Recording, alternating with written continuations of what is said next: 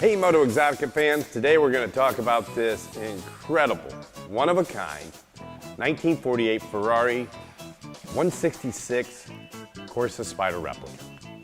They only made 10 of these cars and they're made in the UK. This was imported, about a decade ago when it was built in the early 80s. It's got a complete tube chassis, it's got four-wheel disc brakes all around it, and it's a pretty close, although not identical replica to the famous early 48 Ferrari Spyder Roadster. It's got a fully rebuilt 2.5-liter straight six power plant that came directly from a Triumph TR6.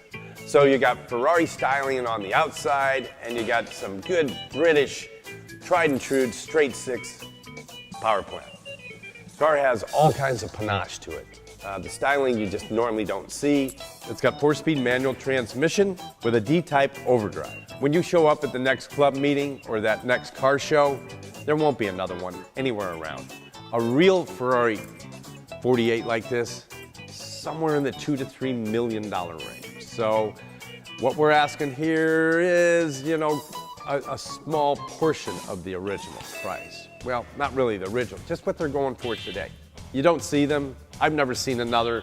When it came available for sale, I said, we got to get this because I've never seen one. It's cool all over. Now let me tell you a little bit about the original 48 Ferrari.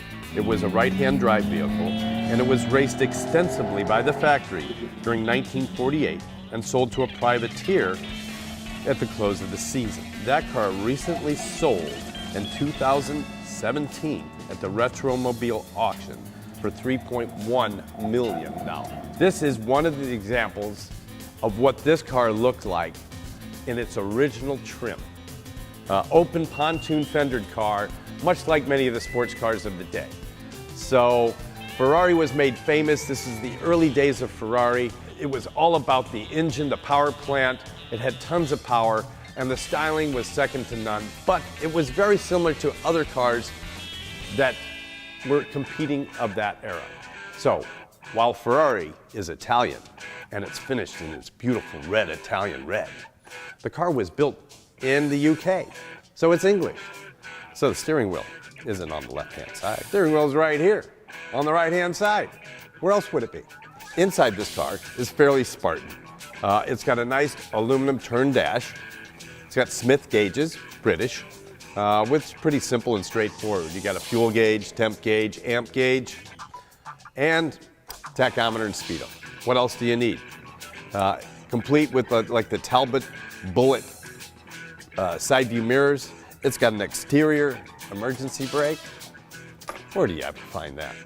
And it's got a wooden Le Mans style steering wheel. Brooklyn style windshield. Just enough to keep that wind right out of your face or going up over your helmet. It does have seat belts, doesn't have carpeting. It's pretty straightforward. It does have overdrive, as I mentioned. It's a 4-speed transmission. You're gonna have to shift it with your left hand. So this is something that you're gonna have to get used to if you want to get into one of these old pontoon fendered style cars. Were they made to be comfortable? No, this is a true sports car. And its true vein of true sports car, I don't think there really are many true sports cars even made today.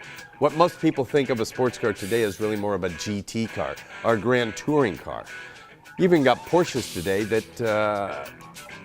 they've got all the luxury comforts right along with a new Ferrari. You can't even get a Ferrari or a Porsche today with a stick shift. They're all paddle shift. So if you want to go back to the good old days where men were men, you had a clutch with your foot, shift with your hand, get it into gear, and do all those in synchronicity, this is the car for you. So when you're looking at the hood, you've got a hood scoop in the front. That's for your air intake. Then you've got this nice steel vented louvers here. That's to exhaust the heat from the motor. What you got on the side here is 2 side draft SU carburetors, and they protrude out of the side of the car. That's to get you as much air as you can. The car's pretty simple, opens up dustily, and it's all business under here. You're probably looking at 180 horsepower or something like that, 200 on its best day. But you're looking at a car that doesn't weigh probably more than 1,600 pounds. Is it going to smoke the tires? Are you going to blast out and beat a current day Mustang? No. But when you pull up next to that Mustang, who do you think they're going to be looking at? So coming around to the back side of this little Ferrari replica, it's still a pretty Spartan car. You got a quick release cap here for your gasoline, and it does come with a trunk, complete with a spare. Gas tank's inside.